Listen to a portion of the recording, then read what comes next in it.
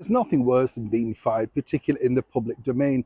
I don't know about you, but when I've seen these big cheeses, more recently, of course, the cheese from the National Westminster Bank, Dame Alison Rose, having to resign, of course, from that debanking debacle, you do kind of think, whatever you think of that person, it's difficult. Yes, they normally get huge payoffs and they're far better off than you and I, but it's the public humiliation. Seemingly, though, it doesn't seem to be that bad in the 21st century. Don't know about you, if that was me in the public domain, I would definitely keep out of the public eye. These people then forge careers as experts, popping up on televisions, don't they? Even though they've made a complete hash of running the thing they were paid millions for. That's right, Sharon White at Waitrose and John Lewis, just to name one.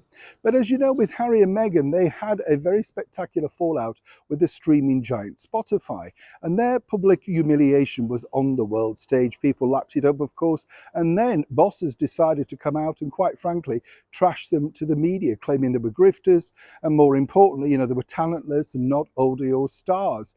As I said to you before, two sides to every coin in my book. Stupidity to sign them up, stupidity for Harry and Meghan to think they could do it, and even with 25 plus producers, didn't exactly produce an enlightening podcast. But now things are getting a little bit tricky, or are they? Hi, good morning. Neil Sean here. Nice to see you as ever. Thank you so much for joining me today. And thank you for your lovely, kind comments regarding our recent tribute to the beautiful late Suzanne Summers. A lovely lady, as I said on the video. If you haven't seen it, do check it out. She's worth remembering, trust me.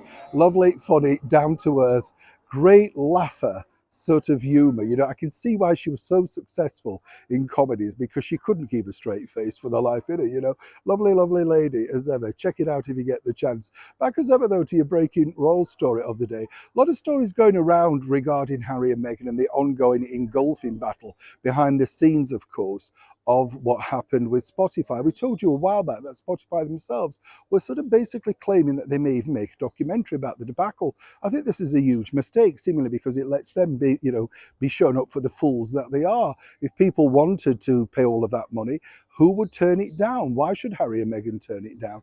I have to say, and as I often say here on the show, I'm not a sugar, I'm not being paid, but you look at it with impartiality. If somebody said to you, we'll give you, 5 million to do this, and you think, all right then, I'll do it, but you kind of know that, well, what they're going to do once they've paid the money, you take it, and that's the problem that Spotify have.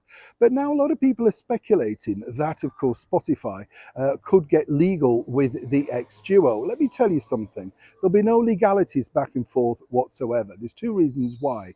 Spotify have decided naturally to write off running costs, all of the problems that they incurred during that very short tenure with Harry and Meghan. But more importantly, their royalties, the people that still download said podcasts, will be offset against the outstanding income. So there's no reason for them, as we told you recently with Harry and Meghan, to press the legal button. And likewise for Spotify.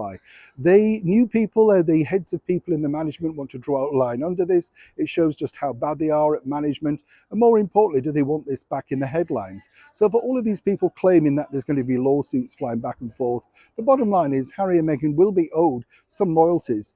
The other side of the coin is this: it will be offset against ongoing costs and losses. So for that is your full clarification.